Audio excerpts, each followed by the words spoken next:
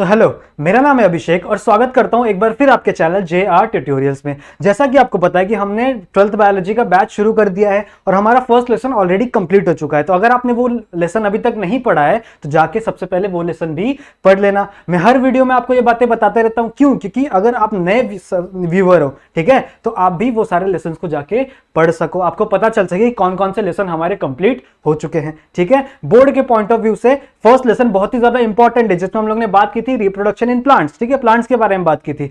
Next lesson हम लोग ने स्टार्ट कर दिया और आज हमारा चल रहा है लेक्चर नंबर 6। इसका मतलब ऑलरेडी 5 लेक्चर, ठीक है, कितने 5 लेक्चर हमारे वेबसाइट पे, सॉरी हमारे यूट्यूब चैनल पे अपलोड हो चुके हैं। ठीक है, हमारे यूट्यूब चैनल पे अपलोड हो चुके हैं। तो अगर आपने वो सारे वीडियोस अभी तक नहीं देखे तो सबसे पहले जाके वो वीडियोस को भी देख लेना। अगर आपको देखना है तो आप चैनल पे क्लिक करिए, साइड में प्लेलिस्ट का ऑप्शन आएगा, वहां पे देखिए, स्क्रॉल डाउन कीजिए और वहां पे 12th बायोलॉजी का आपको एक प्लेलिस्ट बना हुआ मिलेगा, उसके अंदर आपको सारे वीडियोस हमारे मिल जाएंगे। चलिए शुरू करते हैं। ठीक है, ये मैप मैंने बताया था। ठीक है, अगर आपको थ्रू आउट द सेशंस, एक और बात सुन लो, अगर आपको थ्रू आउट द सेशंस मेरे सारे वीडियोस देखते टाइम पे कोई भी डाउट हो, ठीक है, कोई भी डाउट हो तो आप मुझे इस इंस्टाग्राम आईडी पे मैसेज करके पूछ सकते हैं। ठीक है, सारे डाउट्स पूछ सकते हो और आपको अगर सारी चीजें समझ में भी आ रही होंगी तो भी मुझे आप इस इंस्टाग्राम आईडी पे आके बता सकते हैं कि सर हमें सारी चीजें बिल्कुल अच्छे से समझ में आ चुकी है। चलिए शुरू करें। कौन सी बातें चल रही थी? हम लोग फीमेल रिप्रोडक्टिव सिस्टम पढ़ रहे थे। इसका मतलब मैंने ये सारी की सारी चीजें ऑलरेडी पिछले वीडियोस में कंप्लीट करवा दी है। सही बात है, ठीक है। मेल रिप्रोडक्टिव सिस्टम भी करवा दिया है, एसेक्सुअल रिप्रोडक्शन क्या होता है वो भी बता दिया है, सेक्सुअल रिप्रोडक्शन क्या होता है वो भी बता दिया है। ठीक है, हम लोग ने हमारी बात कौन सी चल रही थी? फीमेल रिप्रोडक्टिव सिस्टम की चल रही थी। कितनी बात हो गई थी याद करो? हमने एक्सटर्नल जेनिटेलिया कंप्लीट कर लिया था। ठीक है, लास्ट वीडियो तक हमने एक्सटर्नल जेनिटेलिया कंप्लीट कर लिया था। मैं वापस बोल रहा हूं, अगर आपने वो सारी वीडियोस नहीं देखी है तो सबसे पहले जाके वो वीडियोस जरूर देखना, क्योंकि बहुत ही ज्यादा इंपॉर्टेंट है वो आपको आपके एग्जाम पॉइंट ऑफ व्यू से। इतनी बातें क्लियर है? नेक्स्ट देखो कौन कौन सी चीजें देखी थी। ये वाला स्ट्रक्चर हम लोग ने देखा था, जिसमें मैंने आपको यूट्रस बताया था क्या होता है, ओविडक्ट बताया था क्या होता है, ये अपना सर्विक्स बताया था क्या होता है, ये सारी चीजें मैंने आपको बताई थी। नेक्स्ट बात है ओवरी के बारे में। ठीक है, ओवरी का स्ट्रक्चर आपको बताया था। इस पूरे से स्ट्रक्चर को स्ट्रोमा कहते हैं। अब मैं वापस नहीं बताऊंगा। ठीक है, अगर आपको वापस से इस सबको डिटेल में पढ़ना है तो पहले की वीडियोस आप देख सकते हैं। नेक्स्ट, ठीक है, ये सारी बातें हुई थी। अच्छा, मैंने आपको ये नहीं बताया था कि बार्थोलिन ग्लैंड कहां प्रेजेंट होता है। ठीक है, जब मैं आपको एक्सटर्नल जेनिटेलिया पढ़ा रहा था, याद करो, जब मैं आपको एक्सटर्नल जेनिटेलिया पढ़ा रहा था तो मैं आपको ये स्ट्रक्चर पढ़ा रहा था। ठीक है, तो इस स्ट्रक्चर में ये वाला जो पोर्शन होता है, दिख रहा है, ये वाला जो पोर्शन होता है, इसे मैंने क्या कहा था? Vaginal opening.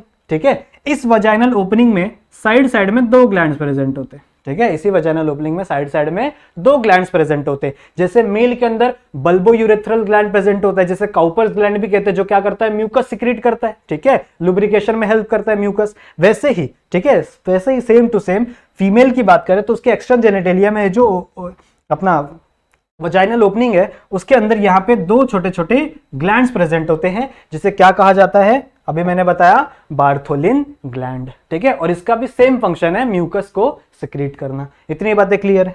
आ जाओ अपने नेक्स्ट टॉपिक पे। ठीक है, आज हम लोग को पढ़ना है मेमोरी ग्लैंड्स के बारे में, क्योंकि मेमोरी ग्लैंड्स भी बहुत ही ज्यादा इंपॉर्टेंट टॉपिक है और ये भी किसके अंदर आता है? फीमेल रिप्रोडक्टिव सिस्टम के अंदर आता है। ठीक है, किस लिए आता है? जो भी बेबी बॉर्न होता है, ठीक है, जो भी बेबी बॉर्न होता है उसके नरिशमेंट में हेल्प करता है क्या? Memory gland. ठीक है, ये भी जान लो कि जो मेमोरी ग्लैंड है वो एक्चुअल में क्या है? It is a modified sweat gland. ठीक है, ये क्या है? मॉडिफाइड स्वेट ग्लैंड है। किसके लिए? मिल्क के प्रोडक्शन के लिए। ठीक है, सो मॉडिफाइड जो मेमोरी ग्लैंड है वो क्या है? मॉडिफाइड स्वेट ग्लैंड है। और स्वेट ग्लैंड को हम लोग क्या कहते हैं? सर्बेशियस ग्लैंड। ठीक है, स्वेट ग्लैंड को हम लोग क्या कहते हैं?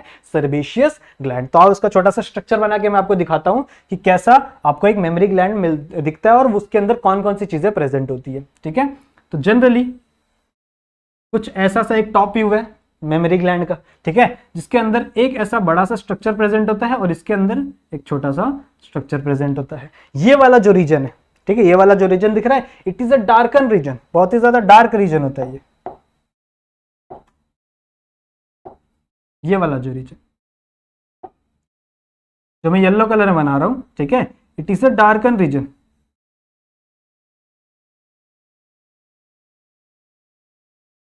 दिख रहा है? ठीक है, ये वाला जो डार्कन रीजन होता है, इस रीजन के बीच में यहां पे, ठीक है, जो व्हाइट कलर में दिख रहा है, वहां से मिल्क की सिक्रीशन पॉसिबल हो पाती है।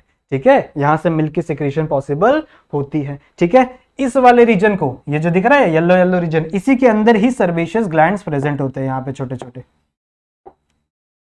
यहीं पे छोटे छोटे सर्विशियस ग्लैंड्स प्रेजेंट होते हैं। ठीक है, तो जब भी एक बेबी इसको सक करेगा, ठीक है, यहाँ से मिल्क को सक करने की कोशिश करेगा, सिक्यूल करेगा, उस प्रोसेस को सिक्यूल कहते हैं। ठीक है, जब भी वो सिक्यूल करेगा तो यहाँ से ये सर्विशियस ग्लैंड एक्टिव हो जाते हैं। ठीक है, और ये मैसेज पहुंचाते हैं हमारे ब्रेन को। ठीक है, और हमारे ब्रेन में प्रोलैक्टिन बनना शुरू हो जाता है। अब प्रोलैक्टिन ही वो हार्मोन है, ध्यान से सुनना, प्रोलैक्टिन ही वो हार्मोन है जो एक फीमेल के अंदर मिल्क को फॉर्म करता है। इतनी बातें क्लियर है? ठीक है, और ये जो बीच वाला पोर्शन है जहां से मिल्क का इजैकुलेशन होता है, इसे निप्पल कहते हैं। इतनी बातें क्लियर है? ठीक है, इतनी बातें क्लियर है। आ जाओ नेक्स्ट वाले। अच्छा, एक और बात है मैंने आपको नहीं बताई, ये वाला जो पोर्शन है, ठीक है, इसे एरियोला कहते हैं।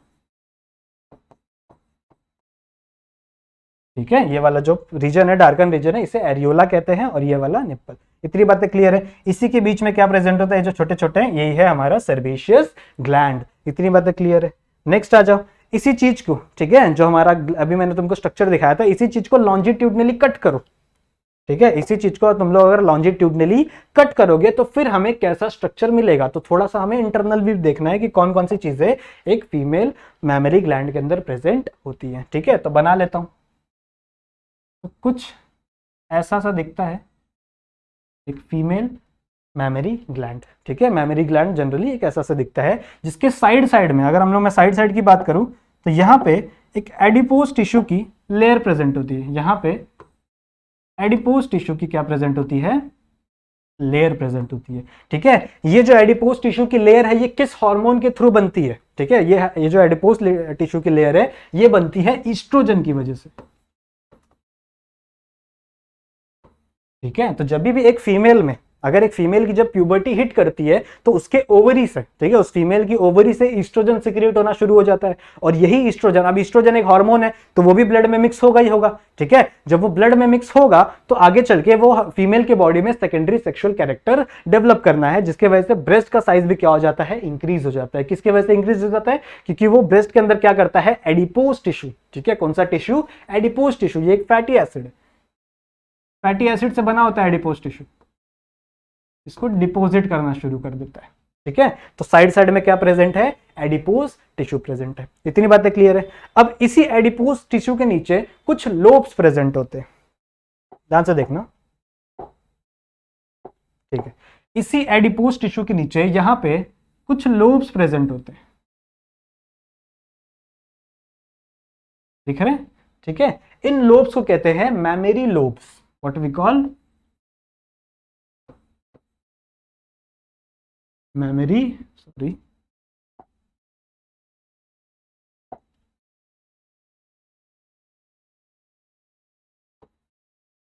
ठीक है, इन लोब्स को हम लोग क्या कहते हैं, मैमरी लोब्स कहते हैं। कितने लोब्स प्रेजेंट होते हैं ये भी आपको पता होना जरूरी है। तो अराउंड 15 to 20 प्रेजेंट होते हैं पर ब्रेस्ट। ठीक है, एक ब्रेस्ट के अंदर कितने प्रेजेंट होंगे, around 15 to 20 memory lobes present होंगे। ठीक है, इन मेमोरी लोब्स के अंदर, ठीक है, इन मेमोरी लोब्स के अंदर एक सर्कुलर शेप में कुछ सेल्स प्रेजेंट होती है। ठीक है, किस शेप में प्रेजेंट होती है, सर्कुलर शेप में। यहां देखो कुछ ऐसे से,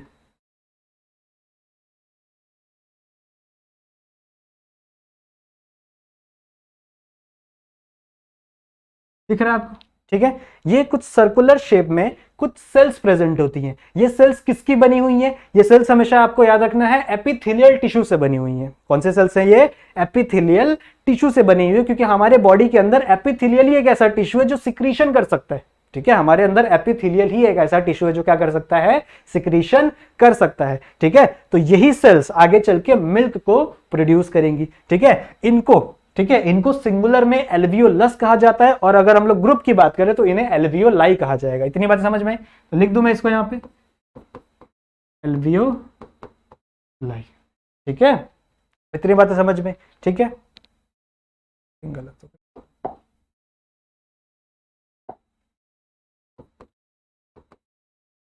ठीक है, इतनी बातें सही है। ठीक है, इसे एल्वियोलाई कहा जाएगा। प्लूरल की बात करें तो एल्वियोलाई कहा जाएगा, और अगर हम लोग सिंगुलर की बात करें, सिर्फ एक की बात करें, तो क्या कहा जाएगा, एल्वियोलस। ठीक है, इस एल्वियोलाई के बीच में, ठीक है, इस एल्वियोलाई के बीच में कुछ स्पेस बची होती है। ठीक है, इस एल्वियोलाई के बीच में यहाँ पे कुछ स्पेस प्रेजेंट होती है, दिख रही खाली स्पेस। इस खाली स्पेस को ल्यूमिन कहते हैं।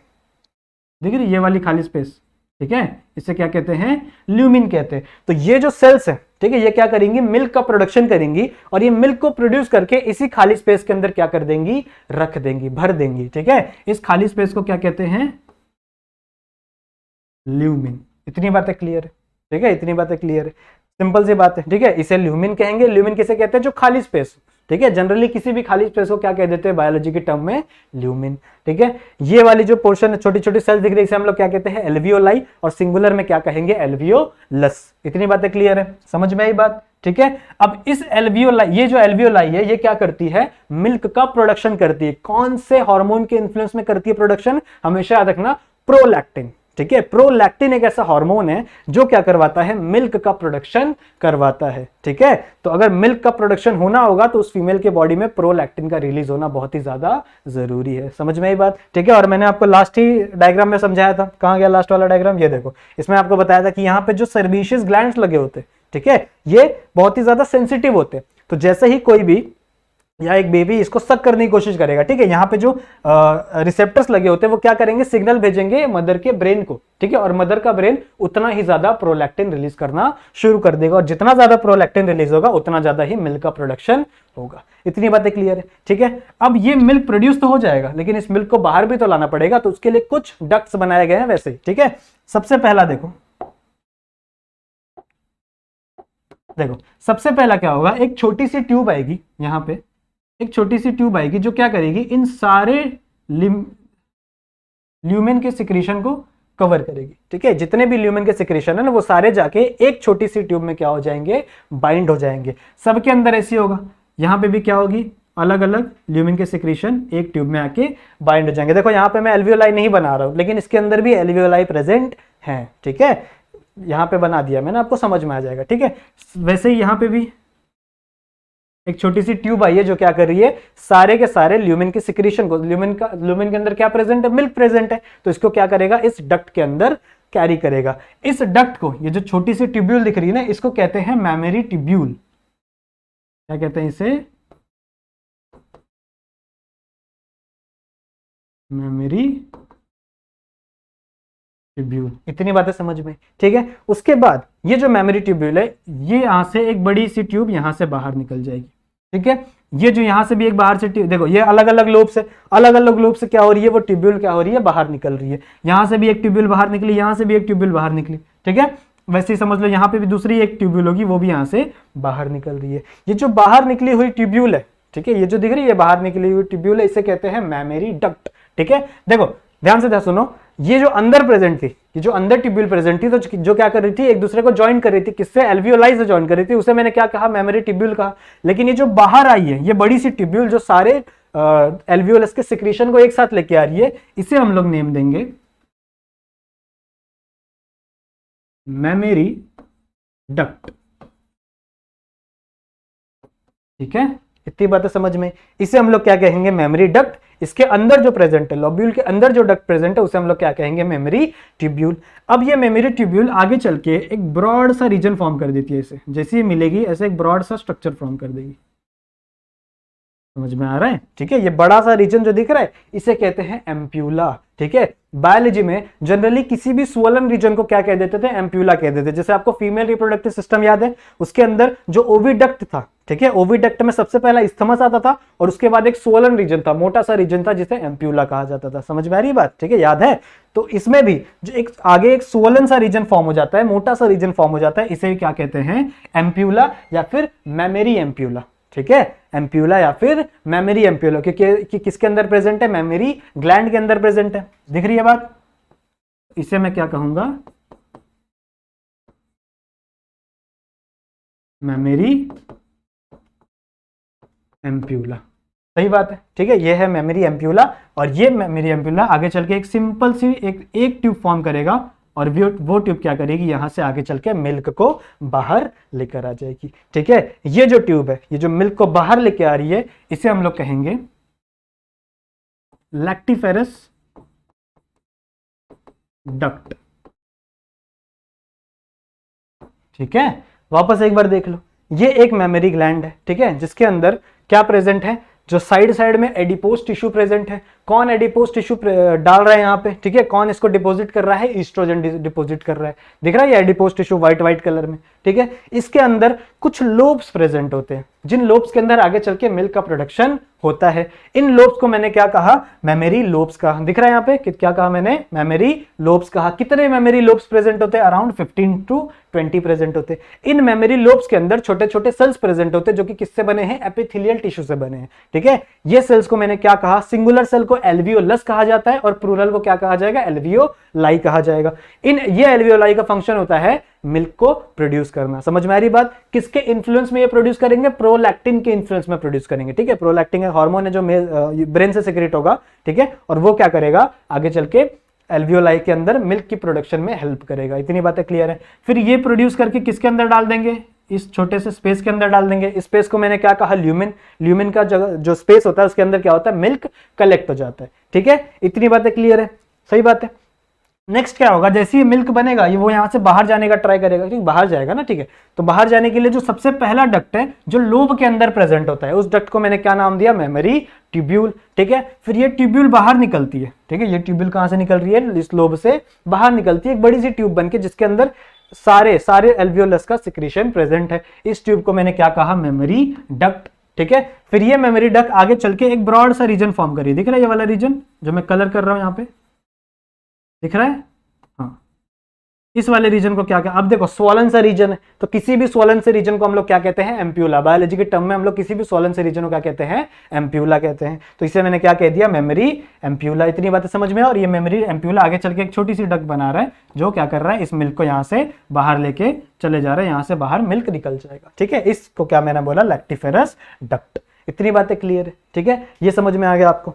कुछ छोटी सी और चीज समझ लो, देखो ये हमेशा याद रखना, ईस्ट्रोजन, ठीक है, estrogen always help in the deposition of adipose tissue, ठीक है। ये मैंने अभी बताया ना तुम लोग को, एडिपोज टिश्यू को, ठीक है, एडिपोज टिश्यू को डिपोजिट करने के लिए हमेशा क्या जरूरी होता है, ईस्ट्रोजन। ईस्ट्रोजन ही एडिपोज टिश्यू को डिपोजिट करवाता है। नेक्स्ट किसकी बात कर रहा हूं मैं, नेक्स्ट बात कर रहा हूं एल्वियोलाई की। एल्वियोलाई के अंदर प्रोडक्शन होता है मिल्क का, कौन करवाता है, वो प्रोलैक्टिन करवाता है। कौन करवाता है, वो प्रोलैक्टिन, ठीक है। तो फीमेल के बॉडी में प्रोलैक्टिन का फंक्शन क्या है, क्या फंक्शन है, मिल्क का प्रोडक्शन करवाना, ठीक है।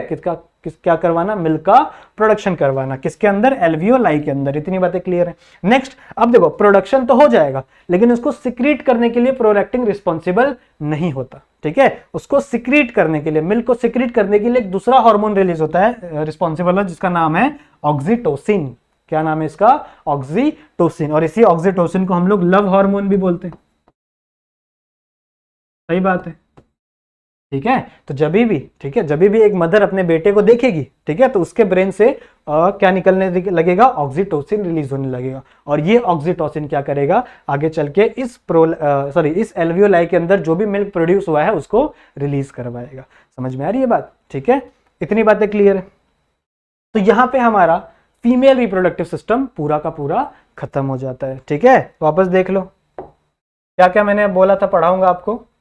इतनी चीजें मैंने कही थी फीमेल रिप्रोडक्टिव सिस्टम के अंदर आती है, कौन कौन सी, प्राइमरी सेक्स ऑर्गन जो मैंने आपको ऑलरेडी पढ़ा दिया, क्या होता है वो, ओवरी, ठीक है। फिर मैंने आपको ओविडक्ट बताया क्या होता है, यूट्रस बताया क्या होता है, सर्विक्स बताया क्या होता है, वजाइना बताया क्या होता है। ये सारी चीजें मैंने आपको डायग्राम बता के बताई है, ठीक है। फिर लास्ट लेक्चर में मैंने आपको बताया था एक्सटर्नल जेनिटेलिया के बारे में फीमेल की, और उसके बाद आज मैंने आपको पढ़ा दिया मेमरी ग्लैंड, ठीक है। तो इतना करने के बाद हमारा पूरा का पूरा फीमेल रिप्रोडक्टिव सिस्टम खत्म हो गया, ठीक है। तो आई होप ये सारी चीजें आपको समझ में आई होंगी। समझ में आ रही है पक्का। अगर आपको कोई भी डाउट है तो आप नीचे कमेंट कर ही सकते हो, साथ ही साथ आप मेरे इंस्टाग्राम पे भी मुझे डायरेक्ट मैसेज करके भी बता सकते हो, ठीक है। वहां पे आपको इंस्टेंट रिप्लाई मिल जाएगा। नेक्स्ट हमारा जो मेन टॉपिक है वो है गैमेटोजेनेसिस, ठीक है। हमारा जो मेन टॉपिक क्या है वो गैमेटोजेनेसिस। यही एक गैमेटोजेनेसिस का मतलब मैंने आपको क्या बताया था, गैमेटोजेनेसिस का मतलब होता है गैमीट फॉर्म करना। तो इतना जो पूरा तामझाम हम लोग पिछले 5 लेक्चर से पढ़ रहे हैं, 6 लेक्चर से पढ़ रहे हैं, ठीक है, वो किस लिए कर रहे हैं, ताकि इसमें क्या फॉर्म हो जाए, गैमीट फॉर्म हो जाए। समझ में आ रही है बात, ठीक है। कौन कौन से गैमीट होते हैं, मेल के अंदर कौन सा गैमीट होता है, स्पर्म, ठीक है। और फीमेल के गैमीट का नाम क्या है, ओवम, ठीक है। फीमेल के ही गैमेट को oocyte भी कहते हैं और फीमेल के गैमेट को ही एग भी कहते हैं, ये 3 नाम मैं आपको कॉन्स्टेंटली बताता रहता हूं, ठीक है, समझ में आई बात, ठीक है। तो गैमेटोजेनेसिस हम लोग पढ़ना क्या है, गैमेटोजेनेसिस का जनरल सा मीनिंग होता है फॉर्मेशन ऑफ गैमीट, ठीक है, process, it is a process of formation, इसका फॉर्मेशन करना है हम लोग को, गैमीट का फॉर्मेशन करना है, ठीक है। अब मेल के ह्यूमन की बात करें तो human these are sexually reproducing organism, ठीक है। इसका मतलब यहाँ पे 2 गैमेट बनने वाला है, एक मेल का गैमेट और एक फीमेल का गैमेट बनने वाला है, आगे चल के तभी तो वो यूनाइट होगा, तभी तो इसको हम लोग सेक्सुअल रिप्रोडक्शन बोलते हैं, ठीक है। तो ये एक गैमीट है, मेल के गैमेट का नाम क्या है, स्पर्म, ठीक है। स्पर्म का जो गैमीट है, ठीक है, वो हम लोग किस प्रोसेस में पढ़ेंगे, वो हम लोग पढ़ेंगे स्पर्मेटोजेनेसिस में, ठीक है। स्पर्म को जो फॉर्म करने का प्रोसेस है उसे हम लोग क्या कहते हैं, स्पर्मेटोजेनेसिस। और ओवम का जो फॉर्म करने का प्रोसेस है, ओवम कह लो, oocyte कह लो या फिर एग कह लो, इसको फॉर्म करने का जो प्रोसेस है उसे हम लोग कहते हैं oogenesis, ठीक है। तो ये 2 प्रोसेस हम लोग को पढ़ने हैं, किसमें, गैमेटोजेनेसिस में। लिख के दे दूं यहां पे, सबसे पहला है स्पर्मेटोजेनेसिस, ठीक है। स्पर्मेटोजेनेसिस का मतलब होता है स्पर्म का प्रोडक्शन, और नेक्स्ट है oogenesis। समझ में आ रही बात। तो इतने देर से हम लोग जो भी तामझाम कर रहे थे, मेल रिप्रोडक्टिव सिस्टम पढ़ रहे थे, फीमेल रिप्रोडक्टिव सिस्टम पढ़ रहे थे, क्यों पढ़ रहे थे, क्योंकि इसके अंदर हम लोग मेल गैमेट बना पाए और फीमेल गैमेट बना पाए। इतनी बातें सही है, इतनी बातें क्लियर है, ठीक है। इस सारे स्ट्रक्चर को हम लोग डिटेल में अगले आने वाले वीडियोस लेक्चर्स में हम लोग स्टडी करेंगे। आई होप आपको ये सारी चीजें यहां तक समझ में आ गई होंगी। अगर आपको सारी चीजें समझ में आ गई हो तो वीडियो को लाइक जरूर करना, क्योंकि यही हमारा एक मोटिवेशन है आपको पढ़ाने के लिए, ठीक है। अगर आप नए हो चैनल पे, अगर आपने पिछली वीडियोस नहीं देखी है तो जाके प्लेलिस्ट के अंदर हमारी पिछली वीडियोस भी देख लेना और सब्सक्राइब जरूर कर लेना, ताकि आने वाली वीडियोस की नोटिफिकेशन आपको सबसे पहले मिल सके, ठीक है। मिलते हैं नेक्स्ट लेक्चर में, तब तक के लिए कीप स्टडीइंग।